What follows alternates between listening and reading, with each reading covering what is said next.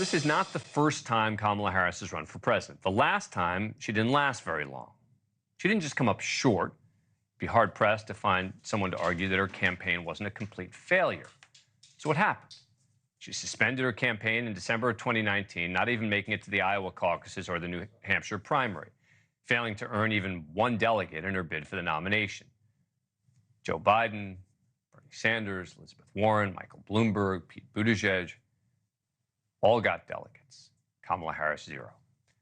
Then as senator from California, she did manage to make it to a very crowded debate stage in 2019, in which her most memorable moment may have been when she went on the attack against Joe Biden regarding his record on race. It was hurtful to hear you talk about the reputations of two United States senators who built their reputations and career on the segregation of race in this country.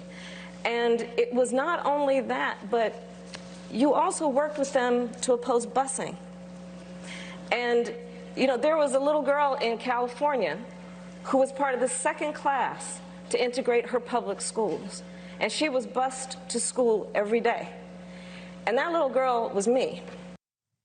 Biden and Harris would eventually team up, of course, but less than 6 months after that debate, Harris's campaign was over.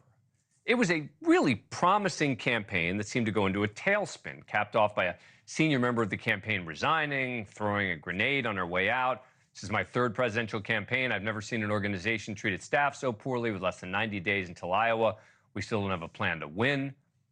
Questionable decision regarding the campaign was that Harris appointed her own sister as campaign chair, and while Maya Harris did have some experience serving as an advisor to Hillary Clinton, many said that she didn't work out because she was the candidate's sister. Other fingers pointed directly at Kamala Harris.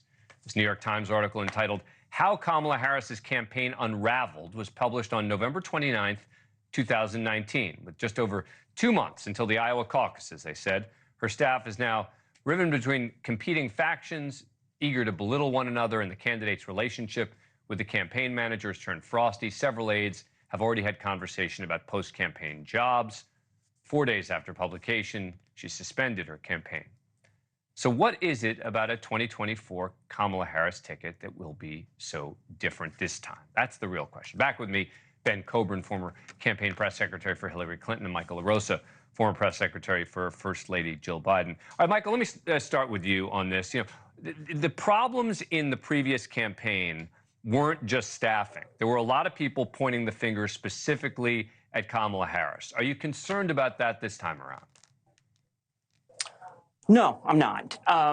Frankly, for a couple of reasons. So losing campaigns are always examined much more closely and more and differently in terms of palace intrigue and factions within the campaign than winning campaigns. That's always the case. The other part is there's just a different. I understand your point, Dan, about her first campaign. I do. I'm not trying to spin you.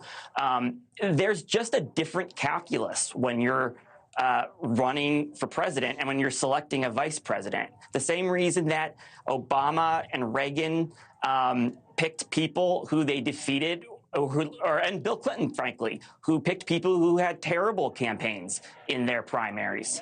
But the calculus is different when you're choosing someone to run with you because they bring different political assets to a much larger population. But Ben, let me read you again. This is from a New York Times assessment of the campaign. This is number one. Many of her own advisors are now pointing a finger directly at Ms. Harris. In interviews, several of them criticized her for going on the offensive against rivals only to retreat, and for not firmly choosing a side in the party's ideological feud between liberals and moderates. It would seem to me she's going to have an issue with that again, no? Look, I think on to the point, Michael made a really good point. We often look at losing campaigns a lot more closely as to why they lost. And clearly, a lot of mistakes were made. But you know what makes a phenomenal candidate and an even better president? It's learning from mistakes. It's the same thing in sports. It's the same thing in life. And frankly, if her campaign has done anything well right now, it is what we've seen in the last 48 hours. And that, I think, has been learned from what happened when she was a vice president candidate with Joe Biden and what she has been as the vice president over the last 3.5 years. It's a different ballgame. And frankly, I think there are a ton of voters who were not enthusiastic with the current situation, frankly, when it was President Biden versus Donald Trump. Now we Thank you for watching. Go to newsnationnow.com to find NewsNation on your cable provider. And don't forget to click the red subscribe button below to get more of NewsNation's fact-driven, unbiased coverage.